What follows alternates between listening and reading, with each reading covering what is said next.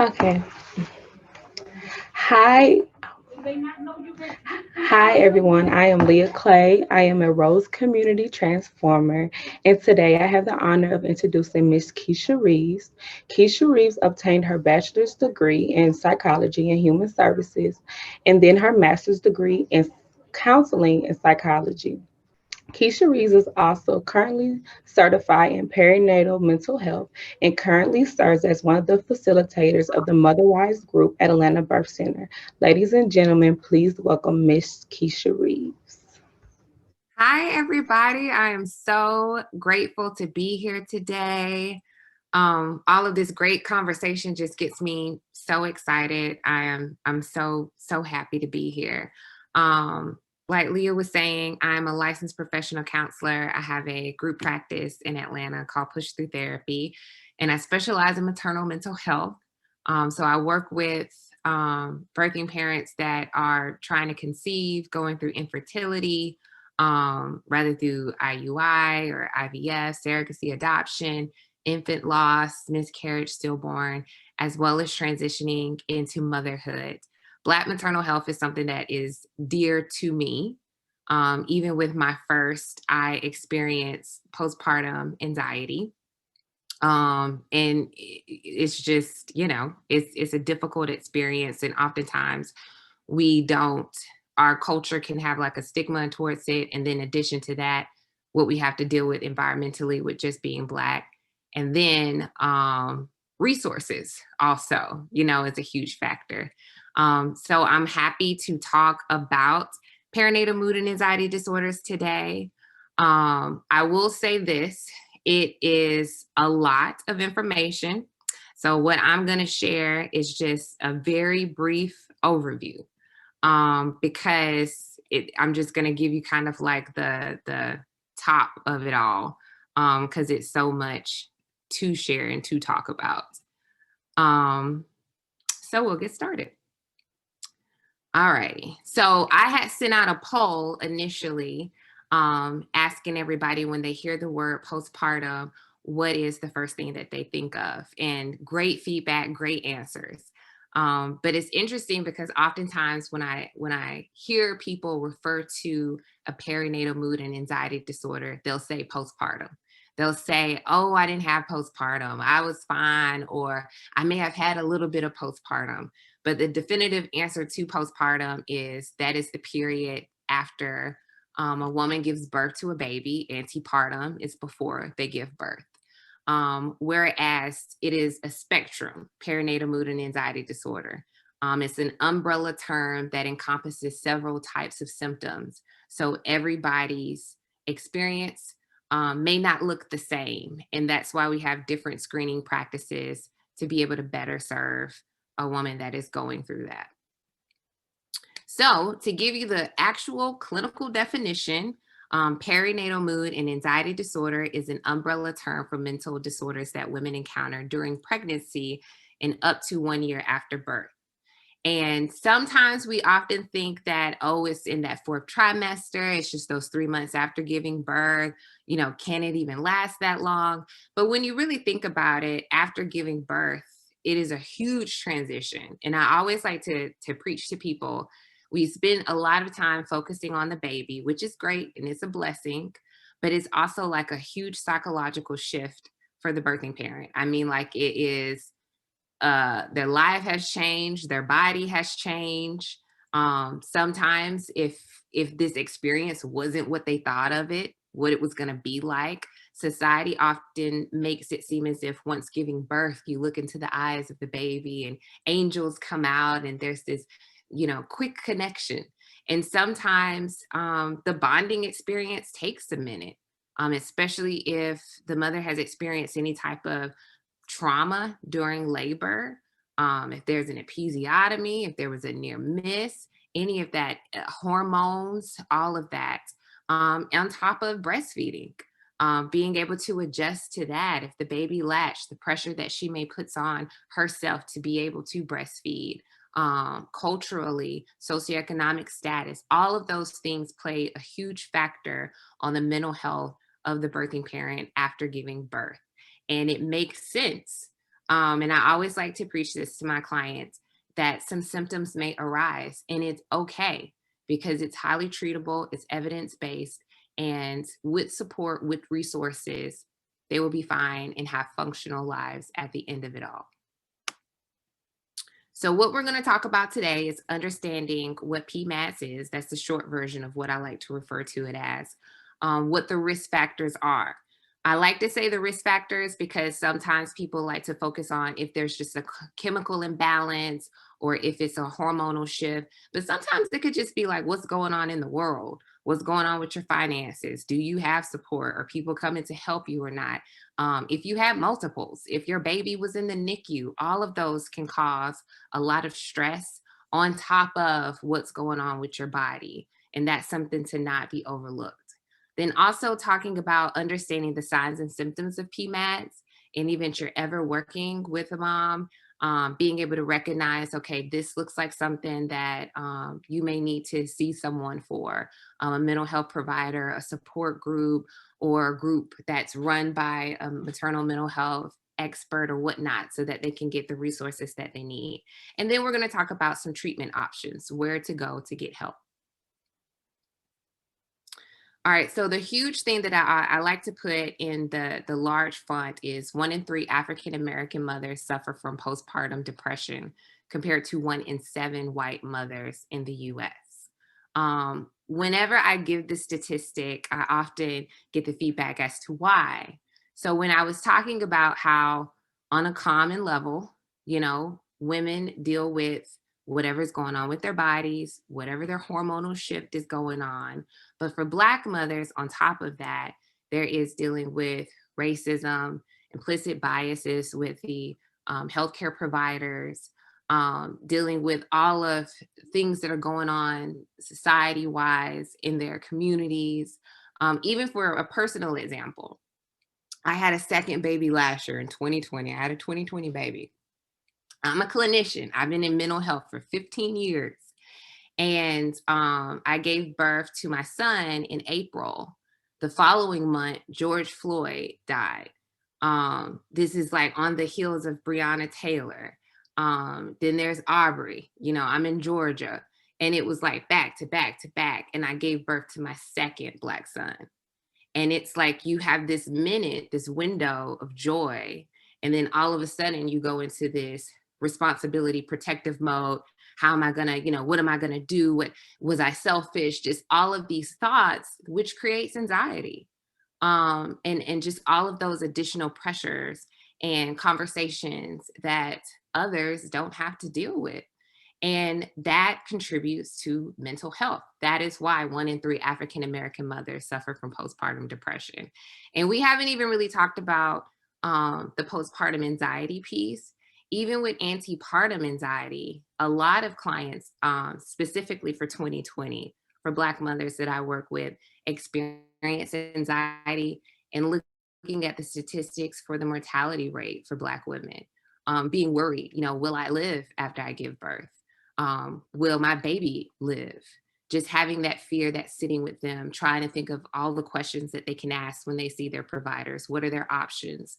Who are their supports? And these are the challenges that African American mothers have to deal with, which contributes to their mental health. The next stat is 60% of women of color do not receive any treatment or support services for perinatal emotional complications. And the reasons could be the lack of insurance coverage, social and cultural stigma. I'm from South Georgia, Milledgeville, Georgia, if anybody's ever heard of it. There's always been a stigma surrounding mental health. Don't put your business in the street. You don't, tell everybody what's going on. You don't want to look like you're crazy. So being able to break that stigma, the logistical barriers to services, and that could be like transportation, childcare, or whatnot. And then the lack of culturally appropriate care. There's a lot of providers that are out there that aren't culturally aware of how to work with their patients, how to talk to them, to be able to understand them so that there can be some vulnerability on the patient's part where they can be transparent about the symptoms in which they're experiencing. The next one is Black women in the US are at a higher risk for PMADs and are less likely to get treatment or receive quality medical health care. Rural Georgia, there's a lack of resources that are available. And then, like we talked about with that stigma. And then sometimes therapy can be looked at as like a luxury. Like I don't have time. I got kids I got to take care of. I got to go to work. When would I have time to be able to do that? And we'll get into the strong Black woman syndrome because that's a thing. PMADs that are left untreated directly impacts health outcomes for both mothers and babies and lead to 90% higher healthcare costs overall. So when we think about PMADs, the focus is not only on the mom, it is a longitudinal effect. So how mom shows up, what stressors she's experiencing, what mental health she's dealing with, then trickles down to the baby, how they, attend their pediatrician appointments if they are taken, how they show up in the school also affects the partner if they're still with them, and how they show up, and then how this family shows up in the community. And then it kind of goes on there. And then that's how we get generational behaviors and whatnot. So it is definitely a public health issue to be taken seriously so that we can be able to help everybody. So those are some stats. This is to kind of give you like a visual. Because usually, like when we were talking about postpartum, when we hear that word, several people think, oh, it means that someone wants to kill their baby or kill themselves. And it is very common where actually, if what we see on television, like a Lifetime movie, typically if a mother is experiencing hallucinations, delusions, wanting to kill themselves or the baby, we typically diagnose that as postpartum psychosis. And you see how rare that is. Only 1 to 2% of mothers experience that diagnosis. The most common is baby blues and postpartum anxiety and depression. Baby blues is 80% of mothers experience that. That's within those 2 weeks after giving birth. And usually it just, when a mother is pregnant, their hormones are at an all-time high. Once they give birth, it crashes and the hormones are just trying to find their way. Then on top of if they're breastfeeding, it is still trying to get settled down. So if a mother experiences crying spells, feeling overwhelmed, stressed, all of that is completely common. And typically after those first 2 weeks, those symptoms decrease and subside. But it's when those symptoms last past those 2 weeks is when we get into the postpartum anxiety and depression. And that's when we usually like to encourage for mothers to come and see someone. The antepartum anxiety is like what we talked about when it's during the pregnancy. So you can see these are the 3 most common: the baby blues, postpartum anxiety and depression, and the antepartum anxiety. All, like I said, are treatable. Let's get a little bit into risk factors for mothers. When we talk about Black mothers specifically with strong Black woman syndrome, historically, Black mothers have had to take on a lot. Just being able to carry the family, go to work, pay the bills. And sometimes it can be looked at as weak if you say that you need help in their mind. Or you should be able to take care of your kids. You had your kids. You should be able to do all of this. You should not have to see a therapist. You should not have to ask for help. That goes along with that strong Black syndrome. And then that can be the detriment of their mental health. Remember how I was talking about how a Black mother can show up for the family and how that's a trickle down. When we think about like our ancestors, our grandmothers, our great grandmothers, self-care is like a trend right now. Then they didn't give themselves space to meditate, go to yoga, practice affirmations. And that's more so of a time now where we're really grounded and taking care of our mental health. Whereas then, if they had the space to be able to do that, perhaps they could have showed up in a less stressful state of how they were raising their children. So that's something to really think about. Then, like we talked about with racism, that's a risk factor. If there's a mother that's in an area where she has a provider that does have any type of racism, if it is a conscious or unconscious implicit bias from a provider, all of that plays a huge factor. And remember how I was talking about risk factors are when things are an ingredient that is put together, and it can directly affect how a mother's experiences and their symptoms are in postpartum. The racism is huge. And then when we talked about the impaired trust in the medical community, that's also a risk factor. In addition to that, we also always like to ask, what is the family history? I always like to encourage clients, if they can, ask their own mothers, what was their postpartum experience? If they experienced any type of symptoms, and maybe they just didn't know the words to put to it.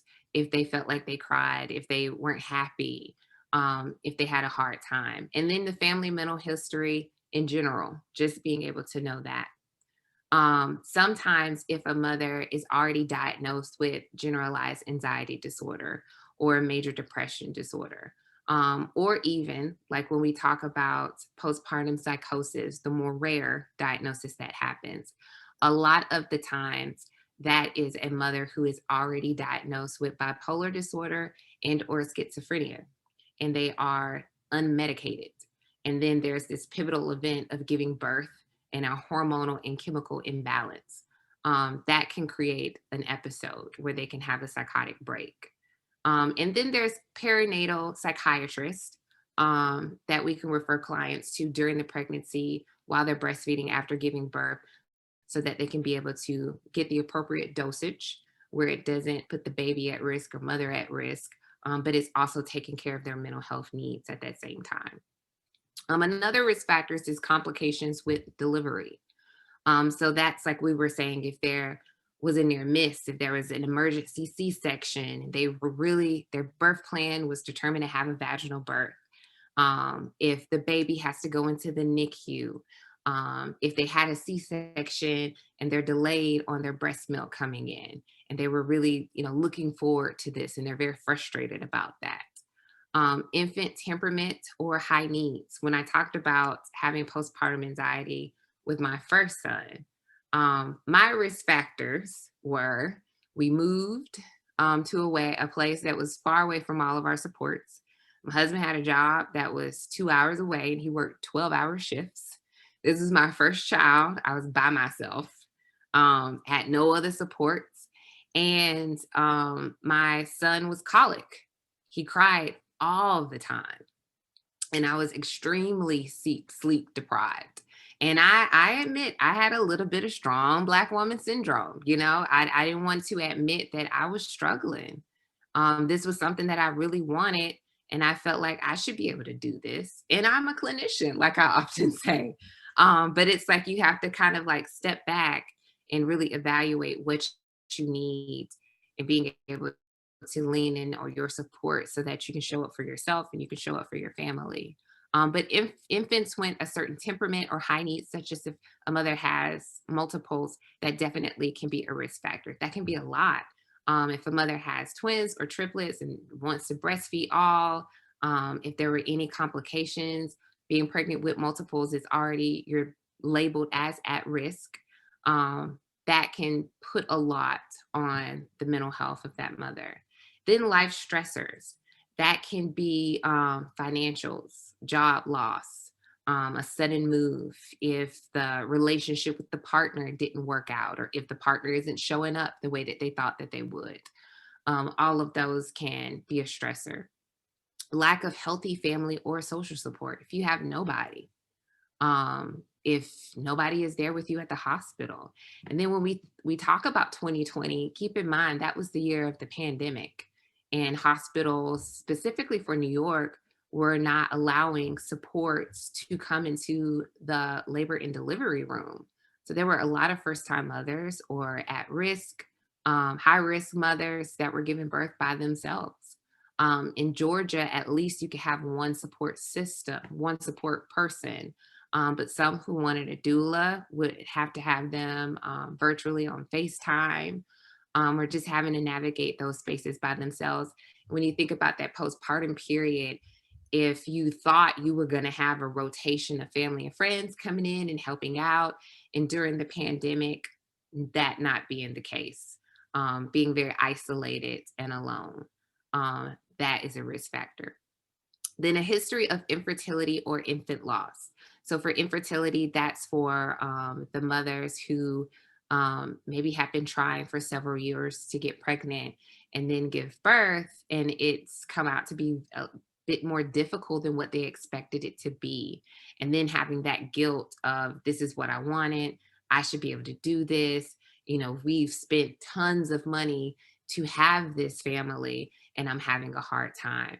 And then with the infant loss, there's a lot of anxiety associated with pregnancy after loss. Several mothers during their pregnancy almost can't even be present for the pregnancy, because they may have had a stillborn before, multiple miscarriages before, how that affects them mentally as well, and how this moment is kind of surreal for them, for the baby to actually be here. Previous trauma or abuse, that's, for example, any mothers that may have had any type of sexual abuse in their youth, or sexual assaults in their adulthood. When you think about giving birth, it's a lot of people in the room, a lot of being touched, and it can be very triggering. And then also, depending on the gender of the baby that a mother can give birth to, that can also be triggering, of that protection. What do I need to do? Who will I allow for them to be around? All of that can be a risk factor. And then sleep deprivation. I don't feel like sleep deprivation gets the attention that it needs. When we talk about, sleep when the baby sleeps, or you're not going to sleep at all, sleep hygiene overall for anyone, mother, non-mother, it is very important for your mental health. And lack of sleep where it's severe enough can create hallucinations, can create anxiety, and anxiety can then manifest itself to depression. You could be so anxious that you become depressed about being anxious, or you can be depressed where you could become anxious about the depression. So being able to get as much sleep as possible, having those supports to be able to come in, calling people and saying, hey, I need a nap. Can you come by? That's huge for any type of mother, and that can be a huge risk factor as well. Then financial problems, like we talked about, and then the pandemic, like we talked about, all risk factors. Let's talk a little bit about signs and symptoms. So for postpartum depression, what it kind of looks like when you're in front of it. That's low mood, sadness, tearfulness, loss of interest, joy, or pleasure in things that you used to enjoy, agitation and anxiety. Sometimes I like to call it a little bit of rage. Um, some mothers have just been so frustrated with the child, and just things not going right, or having everything kind of like weighing on them, and will scream or shout in frustration and then feel guilty about it at the same time, and have this cyclical effect of shame and anger and frustration and sadness. That can be very, very difficult. Then the lack of energy or feeling slowed down physically. That's sometimes like when that shows up in therapy, it's like we can come up with coping skills, and we can talk about different tools and strategies. But sometimes that lack of energy, if you haven't had adequate sleep, if you haven't had an adequate nutrition, and really like pour it back into yourself, it's like, how can you mentally then think about, cognitive behavioral therapy or whatnot, that feeling slowed down and just not being able to be your best self. Then difficulty concentrating. Sometimes that can show up with having a hard time remembering things, being forgetful. If you've ever heard of like mummy fog, just kind of floating in the mind, and having things kind of scattered in their thoughts. Appetite and sleep disturbances, that's not having an appetite or an increase. Sleep disturbances, we know for sure. Then the feelings of guilt, shame, hopelessness. The hopelessness can often look like will my life ever go back to the way that it used to be? Is this life? Is this, what I have to deal with from now on? Because sometimes, like when you're in it, it's hard to see past what you're currently experiencing in today.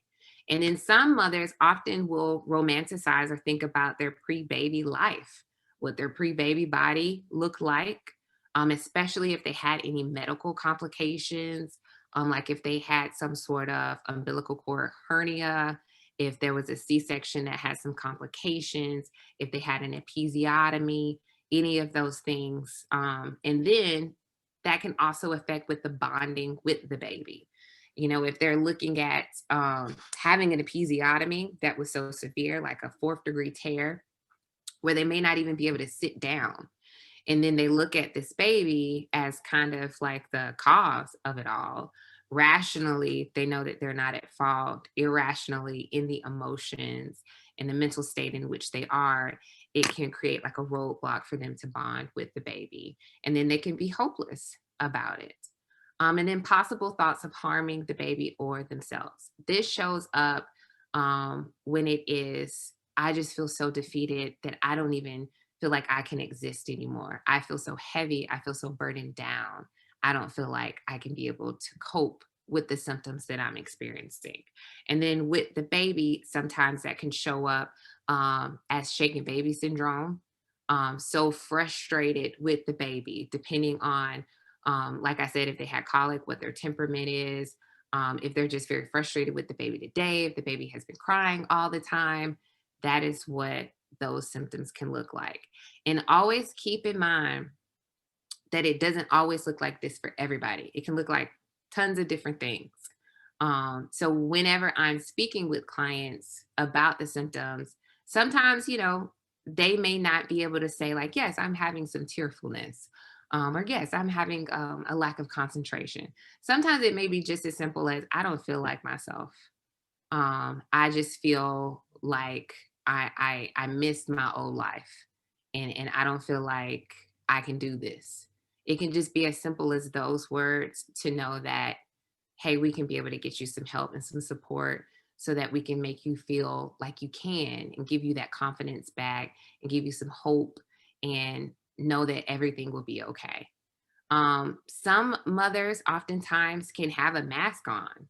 I always say universally screen everybody that you work with, or being able to ask questions for everybody, no matter if they're smiling, they look good, they're dressed good, whatever the case, because with PMADs, it doesn't matter what your social economic status is, what your education is, anybody can experience it. So just being able to really sit down, build that rapport, ask questions, probe a little bit, so that they can feel comfortable enough to be honest about what it is they're experiencing and not feel that shame associated with it. Then for postpartum anxiety, it's the constant worry feeling that something bad is going to happen. There's a term that we often use called intrusive thoughts. And I like to phrase that as it's like a film that's playing in their mind, of something terrible happening, but it frightens them. So this is what something that distinctively separates it from something like postpartum psychosis, or making it seem as if they want to harm their baby because they don't. When they have the thought, they recognize that it is a scary thought and they don't want to have it. Such as, for example, if they're driving down the highway and they just have this film rolling in their head as if something happened and they drove off of the highway, flipped the car, and something happened to them and it frightens them. That's postpartum anxiety. If they are walking down the steps of their home carrying the baby and they just have this rush of a feeling like, oh my gosh, what if I fell and I'm holding the baby? That's the anxiety. And it's constantly thinking that something bad is going to happen. Sometimes this can become something that we call postpartum OCD.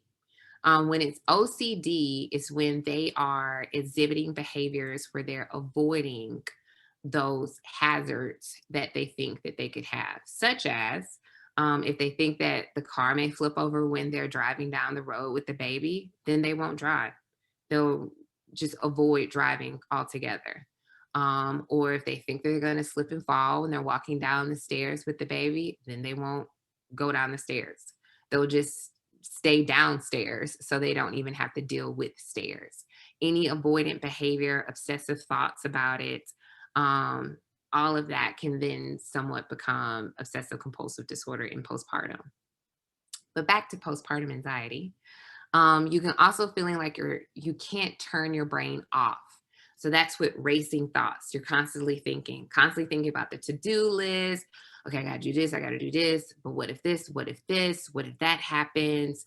And it's just on. So even when they may have the break of being able to take a nap or go to sleep because baby is asleep or someone's over and taking care of them, they can't shut their brain off so that they can actually relax. Also, disturbances of sleep, like we talked about, and appetite, and then physical symptoms like dizziness, heart palpitations, and nausea. And with both of these, like I said, these are the most common. Even within my practice, the most common that I also see is postpartum anxiety.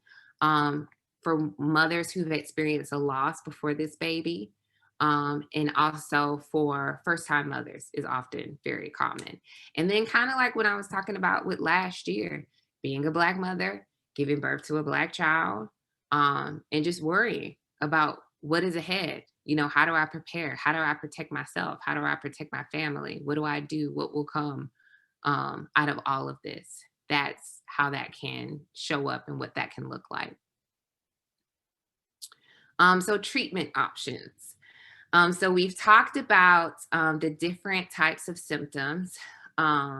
We've talked about PMADs, and what that breakdown is and what that looks like. And now it's time to talk about, where do people go? So often when I work with providers in the community, these are like some OBs, mostly like some OBs, not all. Sometimes there's a hesitance to do any type of screening. The screening tools that we typically use is the Edinburgh or the PHQ-9. And with both, it screens enough where it's able to identify if a mother score is high enough, where it's 10 or higher, indicating that they may have symptoms of anxiety or symptoms of depression. And it can also indicate if they are having any thoughts of harming themselves or the baby. It's a basic, question tool. Many get it when they go for their 6-week check-in at their OBGYN office. But some OBGYN offices will opt out of doing the screening because they may feel as if they have nowhere to refer the patient to. So I always like to talk about what treatment options are, how even if it's a therapist that may not specifically specialize in maternal mental health, seeing a therapist is better than not seeing any. Having some sort of treatment is better than not having any at all, because it's all about support at the end of the day, whatever it looks like, whatever a birthing parent is open to, just being able to have some version of support can do a ton of difference. So the first one are support groups, free in-person or online groups with other moms going through postpartum. That can be with church, neighbors, family, asking for help, or a friend can be super helpful. There's even different ones on Facebook groups that they can be a part of.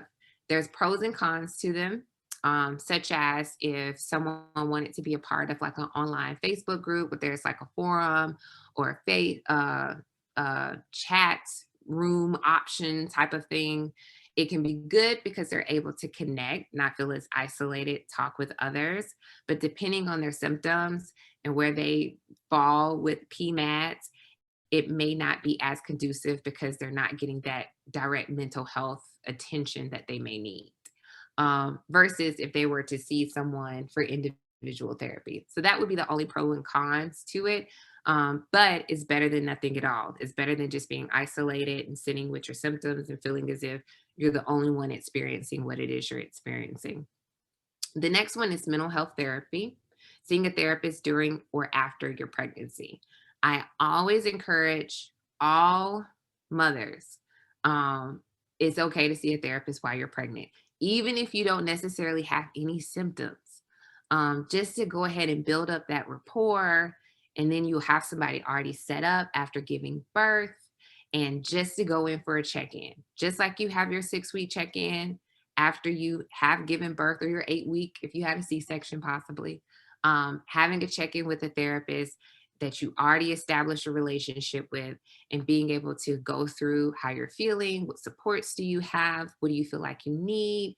And I tell people all the time, therapy isn't set up where you go for the rest of your life. If you have a therapist that you've been seeing, for the same issue for 30 years, perhaps it's not a good therapist. It's meant to be where it's for the seasons and the challenges that come up. You get tools, strategies, be able to resolve the things that you're dealing with at that time, and then you can be good. And then you may not need to revisit until later on when something else may present itself. So then being able to be self-assured to know that this specifically is to help you during this postpartum period, to support you, to get you the help that you need. And if anything, for it to be an outlet. This is kind of like your me time where it's just for you, and it's someone that's here to listen to you and to help you. The benefits of seeing someone that is certified in perinatal mental health is that they are well versed on PMADs, what it looks like, how to treat each type of um, diagnosis that falls under that umbrella. And it's unfortunate that the pandemic happened, but the fortunate thing that spawned from that is telehealth. Being that with Georgia, Atlanta has a lot of resources within the metropolitan area, but it's the rural parts of Georgia that really lack those resources. Being able to see a provider that's culturally competent, being able to see a provider that specializes in maternal mental health is rare. When we look at Savannah, for example, somewhere that does not have the resources that it's needed, and even as much as so as Milledgeville, or any other southern, northern, rural areas that are in Georgia. So the benefits of telehealth is it's the convenience of being able to see someone whenever you need to, whenever you can. You don't have to have childcare. You don't have to commute. It really gets rid of all of those barriers that could be a barrier before, and then you can have someone that specializes in that specific need, versus having to drive and go somewhere. The third option is the holistic approach that supplements exercise, light box therapy, meditation exercises. And sometimes I often recommend all three. Being able to go to a support group, being able to see a therapist, and being able to do some holistic approaches can definitely propel someone to be in a better mental health state after giving birth. All right, so these are some additional resources that I like to throw in because I want to leave a little bit of time to answer any questions. With Postpartum Support International, they have a helpline. It's a warm line where anyone can text or call and speak to a maternal mental health therapist. And it's a warm line, so they will call, leave a message, and within 24 hours, someone will return their call and be able to help them. Even if they just need referrals, if they need to be referred to a support group or anything like that, that's a free service. And then there's also a directory on their website that lists perinatal psychiatrists. Those are psychiatrists that specifically prescribe medications for birthing parents that are pregnant or having given birth and are breastfeeding, as well as providers throughout the state of Georgia that specialize in maternal mental health, and list if they take insurances, if they do, what kind, or if they're private pay. And then my information, I also list a couple of resources as far as additional supports that can be helpful for any mother after giving birth. And I just said a mouthful, and please keep in mind that I just kind of did the surface of PMADs. I didn't go like full throttle into detail, but I'm open to answer any questions that anybody may have.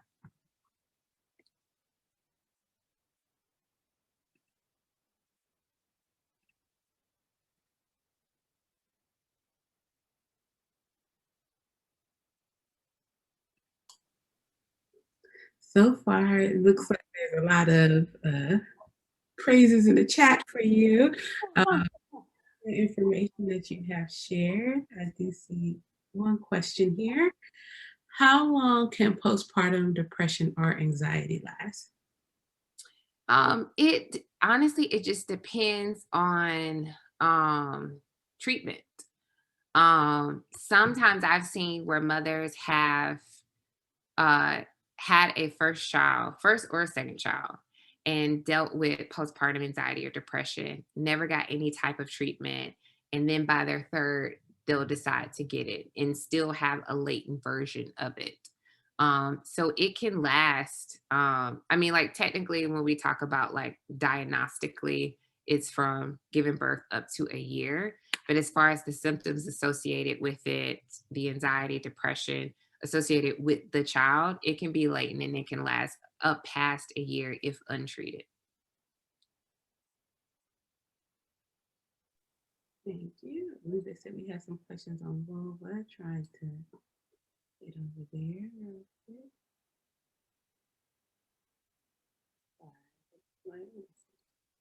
How can we change the language around the strong Black female while still encouraging Black women to be strong in today's world? I think that if we maybe just redefine strong Black woman, being able to define it as strong can be asking for help. Strong can be leaning on your supports and also taking care of yourself. I always like to use the quote. Um, it's said as, I like to light myself on fire to keep those around me warm. That's what we don't want to do. You don't want to pour so much into yourself, that into everybody else, that you're the one that's suffering.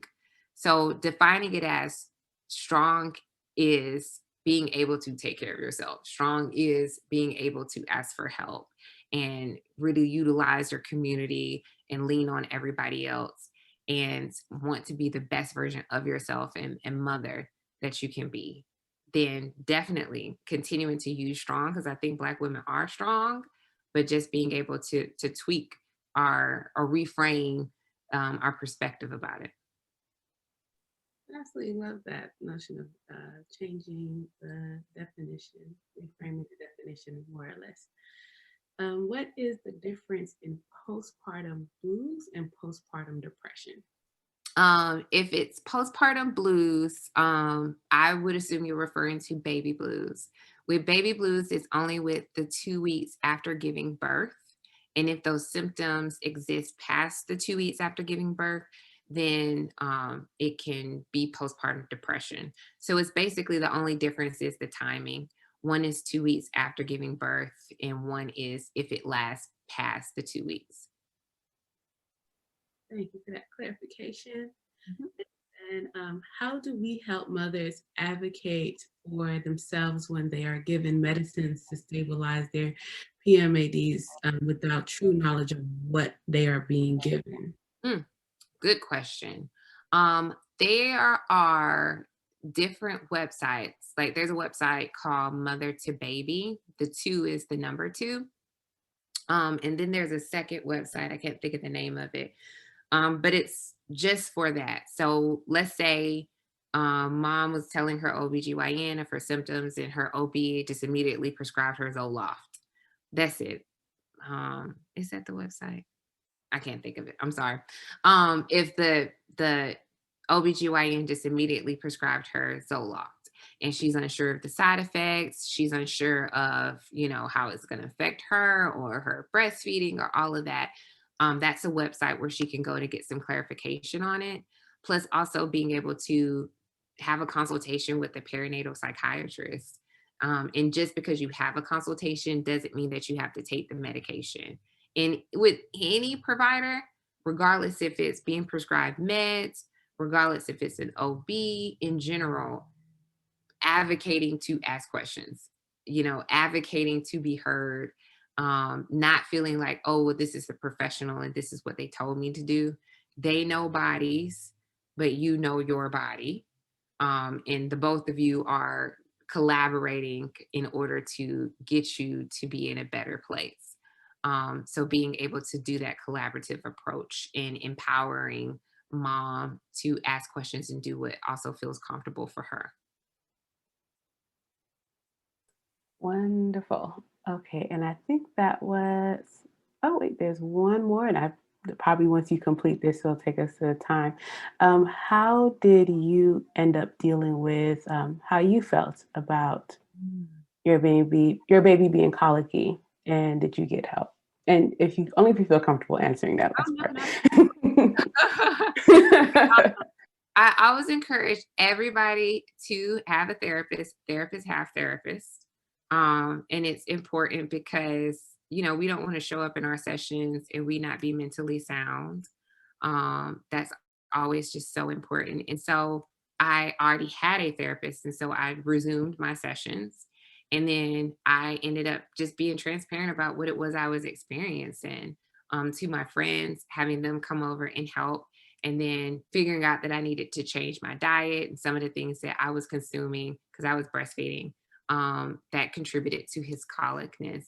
And then I would say maybe like after 2 or 3 months, things just started to lighten up and get better. And I could see the light at the end of the tunnel. But it did take like a minute for me to step outside of myself and how I was just trying to power through it all and realize that I needed to utilize all of my resources and that if they're available and they're there to take advantage of them versus trying to do it all yourself.